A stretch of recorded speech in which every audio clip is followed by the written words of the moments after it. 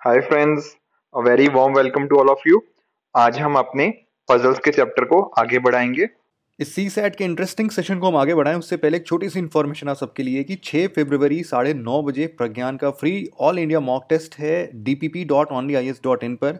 बहुत सारे लोग पूछ रहे हैं कहाँ जाके ज्वाइन कर रहे हैं। भाई सिंपल सा है, dpp.onlyis.in, इस पर विजिट करना है।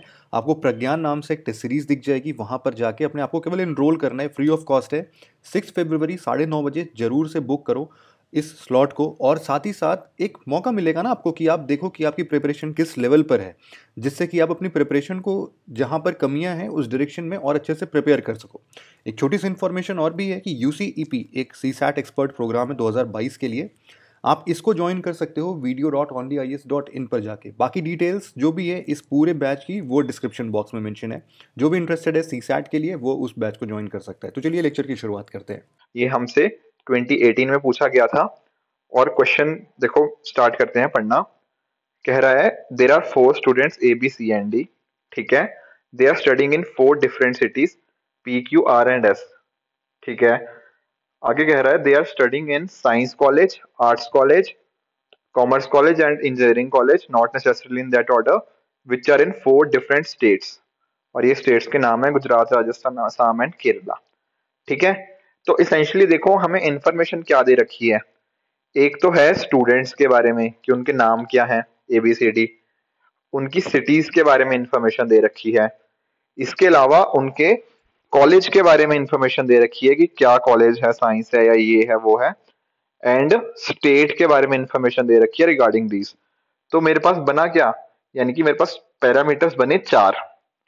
ठीक है, कोशिश करते हैं बनाने की। पहला पैरामीटर क्या था? नेम। नेम क्या है? ABCD।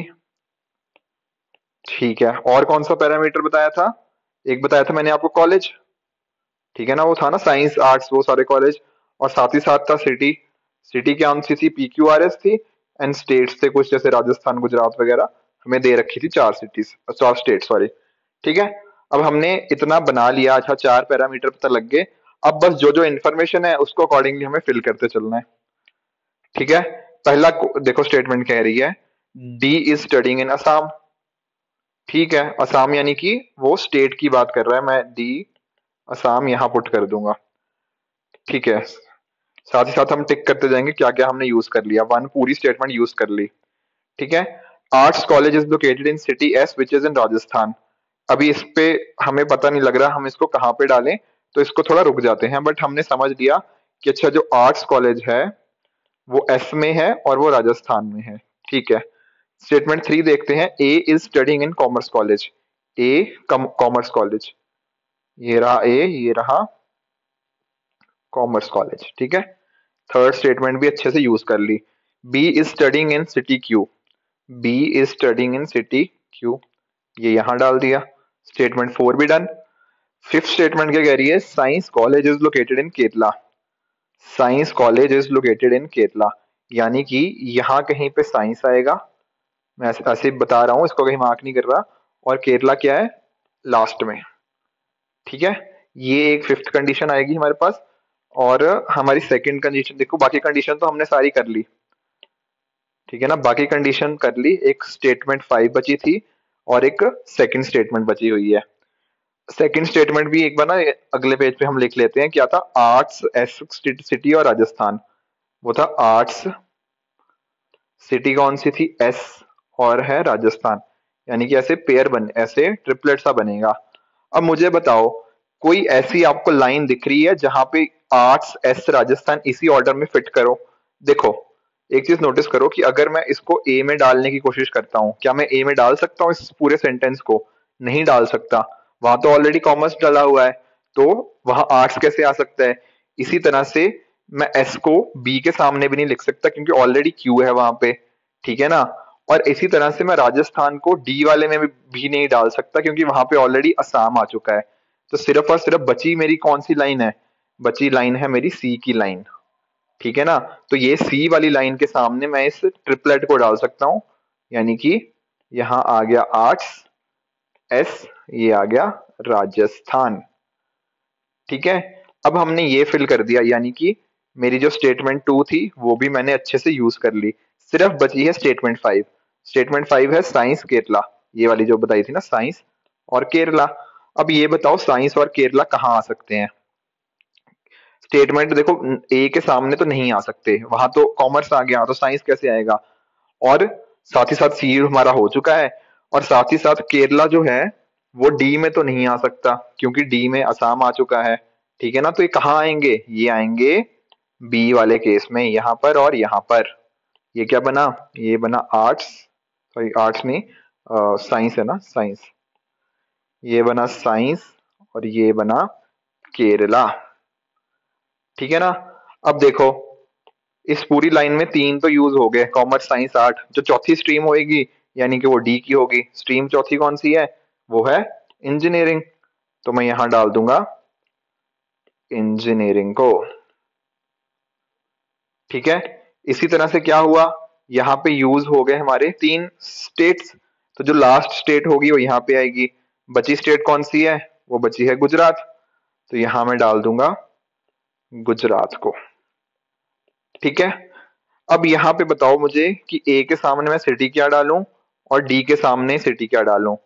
देखो ये हम ना डिटरमिन नहीं कर सकते कि ए के सामने आएगा जो बची हुई सिटीज है, बची सिटी कौन सी है, पी और आर, कि पी आर में से कौन सा यहाँ पर आएगा और कौन सा यहाँ पर। ठीक है ना, हम 100% श्योरिटी से नहीं कह सकते। तो ये बन गया मेरा फाइनल टेबल, सारी स्टेटमेंट मैंने यूज कर ली, तो कॉरस्पॉन्डिंगली ये बन गया। ठीक है ना। और थोड़ा मैंने आपको इजी फॉर्मेट में दिखाने के लिए ये ऐसा बन जाएगा, ये आप कंपेयर कर लेना, ये एग्जैक्टली यही बन जाएगा। ठीक है। अब हमारा टेबल बन गया। अब यहां से हमें कोई दिक्कत नहीं आएगी, अब बस जो क्वेश्चन पूछा है फटाफट फटाफट टिक मार्क करते आगे बढ़ेंगे। देखो ए इज स्टडिंग इन, ए कहाँ स्टडी कर रहा है, स्टेट पूछा हुआ है पहले तो। देखो ए यहाँ पे स्टडी कर रहा है पी आर या गुजरात में।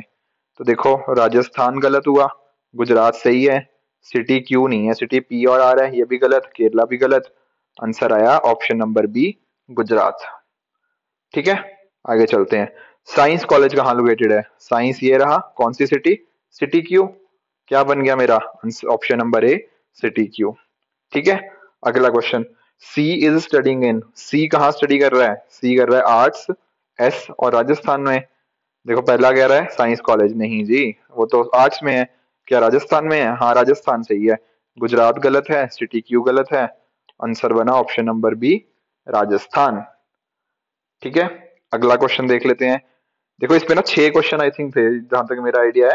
हाँ 6 क्वेश्चन इसमें से पूछे गए थे इस पर्टिकुलर सेट से ही।